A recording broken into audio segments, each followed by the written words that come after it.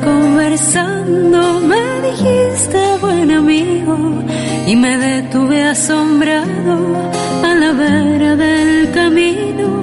No sabes lo que ha pasado ayer en Jerusalén, a Jesús de Nazaret, a quien clavaron en cruz. Por eso me vuelvo triste a mi aldea de Maús. Por la calzada de Maús, un peregrino. Vamos a leer hoy el Evangelio de San Lucas en el capítulo 24, versículos 13 al 35. Dos discípulos de Jesús iban andando aquel mismo día, el primero de la semana, a una aldea llamada Emaús, distante unas 2 leguas de Jerusalén. Iban comentando todo lo que había ocurrido. Mientras conversaban y discutían, Jesús en persona se acercó y se puso a caminar con ellos, pero sus ojos no eran capaces de reconocerlo. Él les dijo: ¿qué conversación es esa que traéis mientras vais de camino? Ellos se detuvieron con aire entristecido. Uno de ellos, que se llamaba Cleofás, les replicó: ¿eres tú el único forastero de Jerusalén que no sabes lo que ha pasado allí estos días? Él les preguntó: ¿qué cosa? Ellos le contestaron: lo de Jesús de Nazaret, que fue un profeta poderoso en obras y palabras ante Dios y ante todo el pueblo, cómo lo entregaron los sumos sacerdotes y nuestros jefes para que lo condenaran a muerte y lo crucificaron. Nosotros esperábamos que él fuera el futuro liberador de Israel. Y ya ves, hace ya 2 días que ocurrió esto. Es verdad que algunas mujeres de nuestro grupo nos han sobresaltado, pero fueron muy de mañana al sepulcro, no encontraron su cuerpo e incluso vinieron diciendo que habían visto una aparición de ángeles que les habían dicho que estaba vivo. Algunos de los nuestros fueron también al sepulcro y lo encontraron como habían dicho las mujeres, pero a él no lo vieron. Entonces Jesús les dijo: qué necios y torpes sois para creer lo que anunciaron los profetas. ¿No era necesario que el Mesías padeciera esto para entrar en su gloria? Y comenzando por Moisés y siguiendo por los profetas, les explicó lo que se refería a él en toda la Escritura. Ya cerca de la aldea donde iban, él hizo el ademán de seguir adelante, pero ellos le apremiaron diciendo: quédate con nosotros porque atardece y el día va de caída. Y entró para quedarse con ellos. Sentado a la mesa con ellos, tomó el pan, pronunció la bendición, lo partió y se lo dio. A ellos se les abrieron los ojos y lo reconocieron, pero él desapareció. Ellos comentaron: ¿no ardía nuestro corazón mientras nos hablaba por el camino y nos explicaba las Escrituras? Y levantándose al momento, se volvieron a Jerusalén, donde encontraron reunidos a los 11 con sus compañeros que estaban diciendo: era verdad, ha resucitado el Señor y se ha aparecido a Simón. Y ellos, por su parte, contaron lo que les había ocurrido en el camino y cómo lo habían reconocido en la fracción del pan. Palabra del Señor. Gloria a ti, Señor Jesús. Un peregrino iba conmigo, no la conocía al caminar, ahora sí, en la fracción del pan. Leemos hoy un evangelio que creo que todos tenemos en la mente y en el corazón. El relato de los peregrinos de Emaús. Este evangelio de Emaús se desarrolla como una gran liturgia. Hay muchas perspectivas de lectura. Es un texto supremamente rico. Yo quiero proponerles hoy leerlo como una gran liturgia. Una gran liturgia que se desarrolla en 3 momentos, 3 etapas. Primero, la liturgia del camino. Segundo, la liturgia de la palabra. Y tercero, la liturgia del pan partido. A Jesús de Nazaret, a quien clavaron en... Comencemos con la liturgia del camino. Nos dice el evangelista Lucas, su narrador, que aquel mismo día, 2 de ellos, 2 miembros de la comunidad, 2 que no eran del grupo de los 12, pero sí del grupo amplio de los seguidores de Jesús, que han venido desde lejos con él, peregrinando hasta Jerusalén, y que se han encontrado de repente con este evento imprevisto. Al maestro lo han matado, y ahora regresan tristes, decepcionados, a su lugar de origen. Nos dice el texto que se dirigen hacia Emaús que dista unos 11 kilómetros de Jerusalén, quizás unas 2 o 3 horas a pie, depende del ritmo de cada uno. 2 horas de viaje que transcurren hablando, conversando sobre aquel sueño frustrado, aquel sueño que tanto habían acariciado, pero un sueño que había naufragado en sangre. Caminan como bendecidos por el Salmo 84, que en el versículo 6 dice: feliz el hombre que lleva los caminos en el corazón. Feliz el hombre que tiene la valentía de peregrinar, de ponerse en camino. Pues también la fe es un caminar perpetuo, porque Dios mismo es como una mina nunca conquistada, nunca explorada, nunca aprovechada del todo. Dios es el infinito que nos espera en la esquina de cada estrada.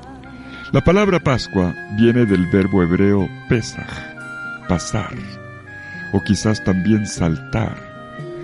Hace Pascua quien fabrica pasos, pasajes en medio de muros y barrancos, quien abre brechas, quien inventa caminos que llevan a los unos y a los otros hacia Dios.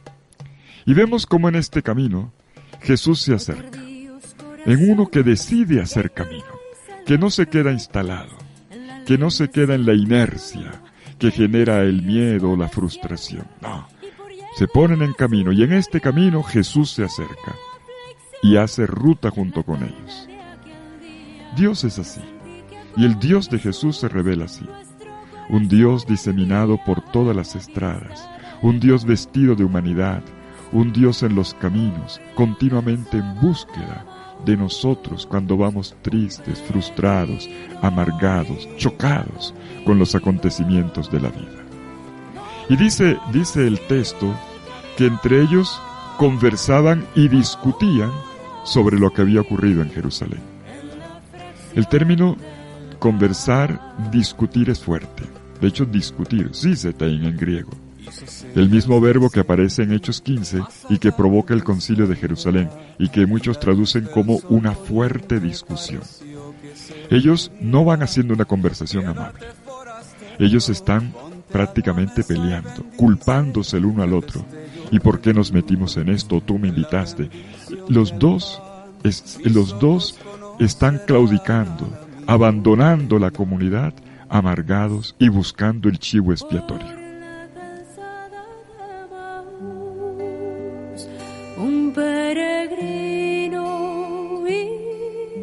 Y entonces Jesús entra en medio de esta discusión amarga, esta discusión que busca un sentido.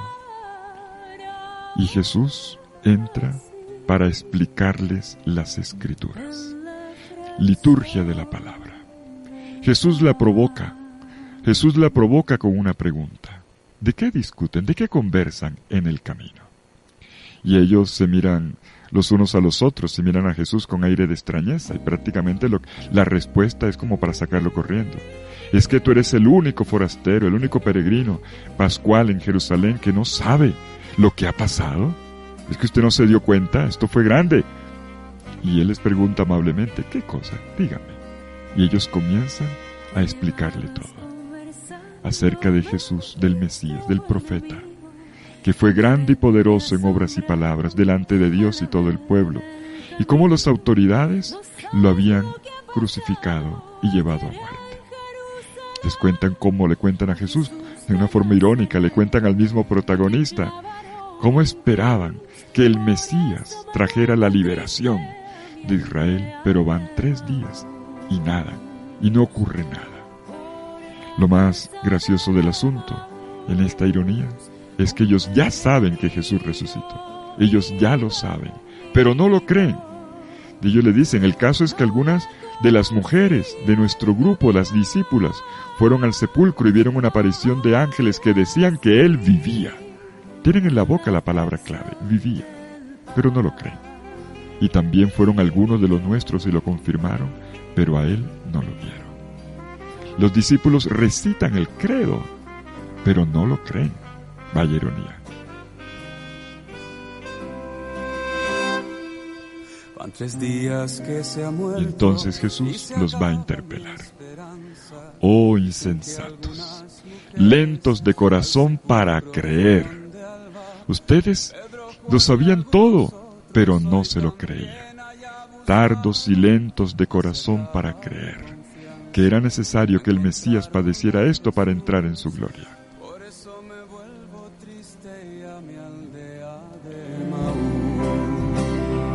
Y aquí es donde está la parte dura. El Mesías tenía que padecer. Jesús se los va a aclarar. Es la parte dura del muro, difícil de superar. El escándalo de la cruz. La sublime locura de la cruz, que es la palabra definitiva de Dios que todo discípulo del Señor debe saber custodiar, transmitir, escrutar, captar, orar, vivir. Eso. Y ocurre esta aclaración, esta explicación, esta iluminación va a ocurrir en el camino de Emaús. Emaús no es un lugar cualquiera. Cualquier lector de la Biblia lo sabe. Emaús ya ha sido citada en los relatos de batalla del Antiguo Testamento. En el año 167 a.C., en Anwas, en Emaús, ha ocurrido la confrontación entre los macabeos y Gorgias, un general del rey Antíoco IV Epífanes.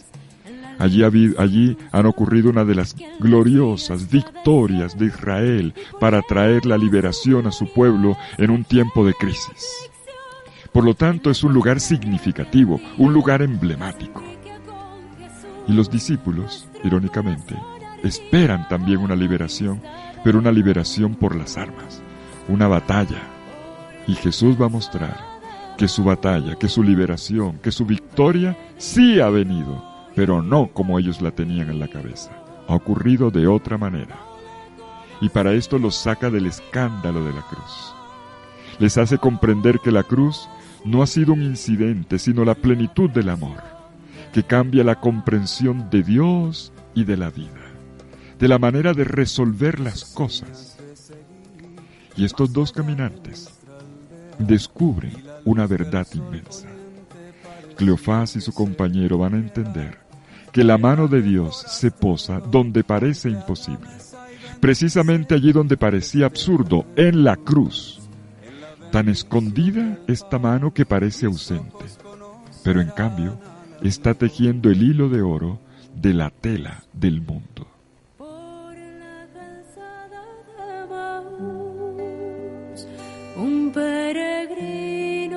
Sí, la esperanza se les había venido al suelo, pero ellos tenían ahora que entender cómo es que obra Dios.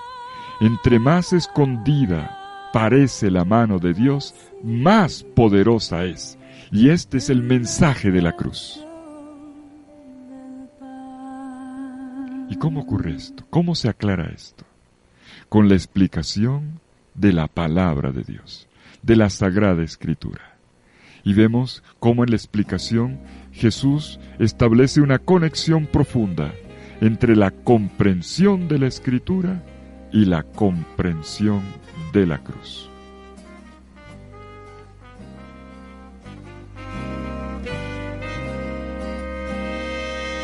Y comenzando por Moisés y siguiendo por los profetas, les explicó lo que se refería a él en toda la Escritura.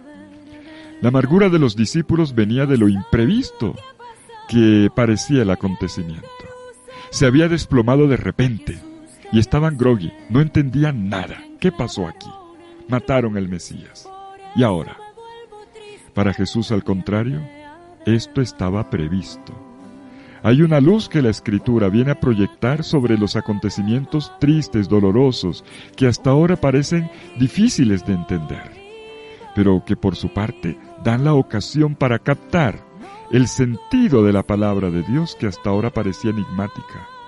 Y a la vez, la Escritura va a iluminar este acontecimiento difícil de masticar.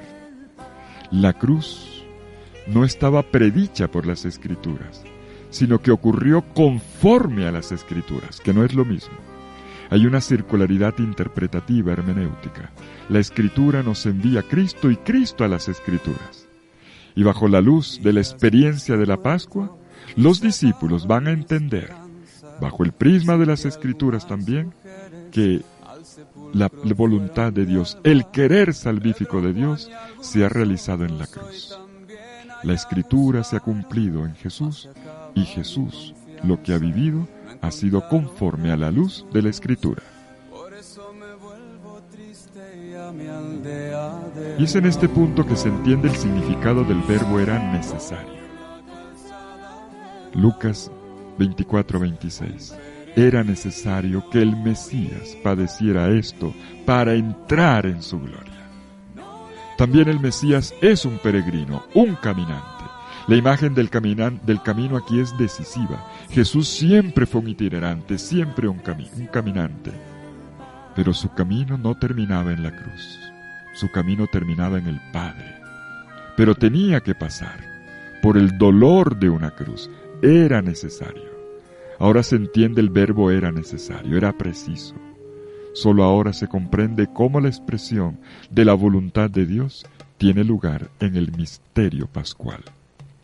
El resplandor que emana de la resurrección del Hijo de Dios aclara la oscuridad de la cruz y muestra cómo el Mesías había, como Hijo de Dios, había obedecido hasta el fondo el querer de su Padre. Padre, en tus manos encomiendo mi espíritu. Y con la fuerza de esta obediencia atravesó la oscuridad de la muerte hasta llegar a la resurrección. La cruz no contradice el poder de Jesús, simplemente desvela la otra cara del misterio. La potencia indica el mesianismo, pero la cruz explicita cómo es que este mesianismo tiene lugar.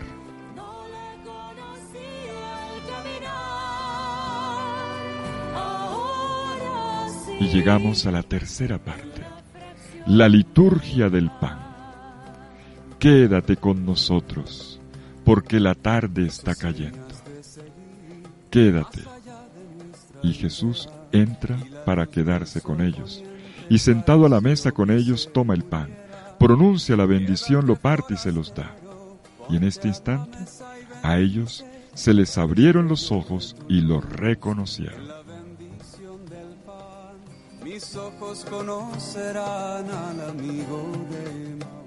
Quédate con nosotros porque ya es tarde, porque ya está oscuro, porque ya se ocultó el sol. Es el momento crepuscular. Y Él se queda con ellos, acepta la hospitalidad. A partir de aquí el resucitado entra para siempre. Jesús entra donde se le invita. Permanece conmigo y transfórmame, Señor. Y Jesús cambia tres cosas. Cambia tres cosas en los discípulos de Emaús. Les cambia el corazón, les abre los ojos, les abre un nuevo camino. Corazón, ojos y camino. Los tres cambios de esta conversión pascual al que todos estamos siendo invitados. La palabra ha encendido el corazón. Ya estaba ardiendo. El pan les abre los ojos a los discípulos. Lo reconocieron al partir el pan, el signo de la última cena. Aquella fue la última cena del Jesús terreno. Esta es la primera cena del Jesús resucitado y la primera de las Eucaristías que celebramos con Él, muerto y resucitado hasta hoy. El signo del reconocimiento de Jesús es un cuerpo despedazado, una vida entregada para nutrir la vida. La vida de Jesús que ha sido un continuo entregarse apasionado hasta la cruz. Finalmente, la palabra y el pan cambian el camino, cambian la dirección, el sentido de las cosas. Nos dice el Evangelio al final que ellos partieron sin demora, al instante, y regresaron a Jerusalén. El milagro no fue simplemente que lo reconocieran y lo vieran. El milagro no fue el partir el pan. El milagro fue otro, el arder el corazón. No nos ardía el corazón mientras nos hablaba por el camino, cuando nos explicaba el sentido de la Escritura y de la vida, cuando nos partía el pan.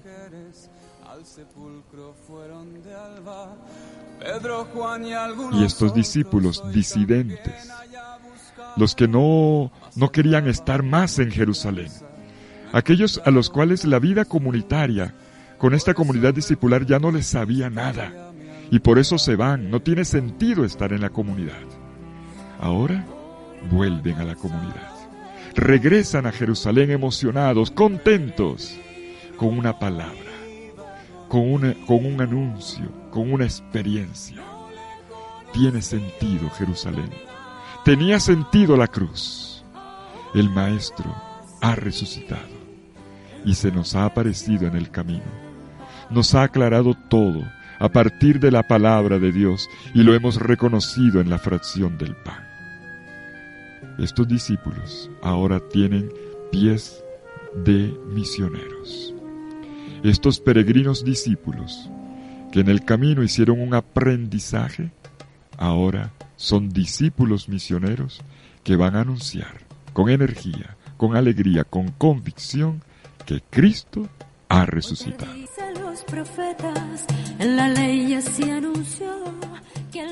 Un padre de la iglesia del siglo IV, por cierto diácono, un diácono doctor de la iglesia y padre de la iglesia que se llama Efrén, San Efrén el Sirio, en un escrito, él le da las palabras a Jesús, se imagina a Jesús respondiéndole a estos dos peregrinos, Cleofás y su compañero.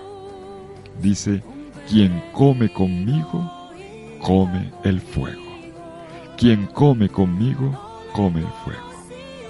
Recibir a Cristo, entonces, podemos decir nosotros, es ser habitados por un calor, por una llama, por un don que a veces parece intermitente, pero que es maravilloso, es fabuloso, el del corazón ardiente, ardiente de esperanza, ardiente de fe, ardiente de reconocimiento de Cristo en todos los caminos, un ardor que te pone en camino, que te vuelve misionero, que te vuelve anunciador de la resurrección de Cristo.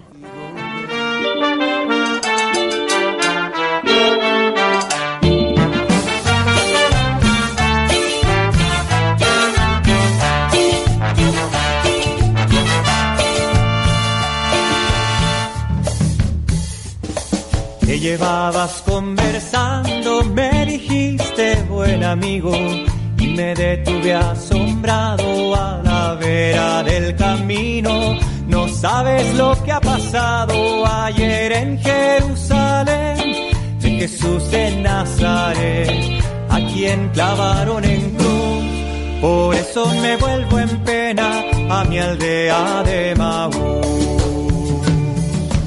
Por la calzada de Maús, un peregrino iba conmigo. Bueno, los invito a leer y releer en este día el Evangelio de los discípulos de Maús. Lucas capítulo 24, versículos 13 al 35. Y les regalo esta versión de la canción Peregrino de Maús de Esteban Gumucio, el chileno, en una versión de mi amigo, el jesuita Cristóbal Fones. Por fin Cristóbal le gustó la cumbia, la entró en la onda. A mi esperanza, dicen que algunas mujeres al sepulcro fueron de alba, Pedro, Juan y algunos otros hoy también. Que el Señor hoy reencienda nuestros corazones con su luz, con su esperanza. que hoy todos nosotros salgamos de nuestras postraciones y miremos adelante, porque en el camino Cristo resucitado hace arder nuestros corazones y nos indica un camino nuevo, un camino con sentido, el camino de una vida resucitada, un mundo nuevo transformado en Él. Que el Señor los bendiga en el nombre del Padre, y del Hijo, y del Espíritu Santo. Amén. Feliz día para todos.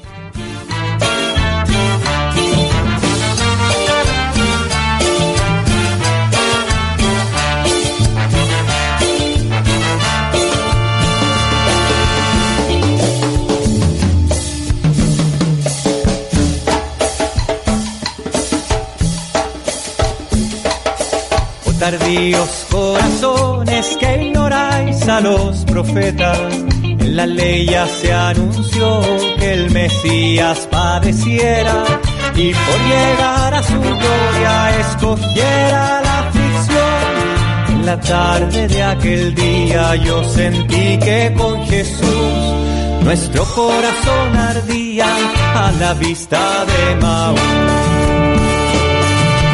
Por la calzada de Maús, un peregrino iba conmigo.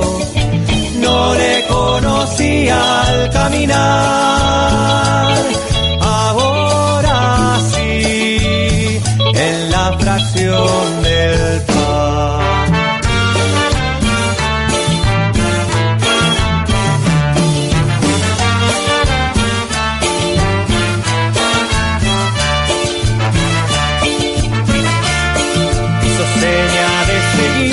Más allá de nuestra aldea, y la luz del sol poniente pareció que se muriera.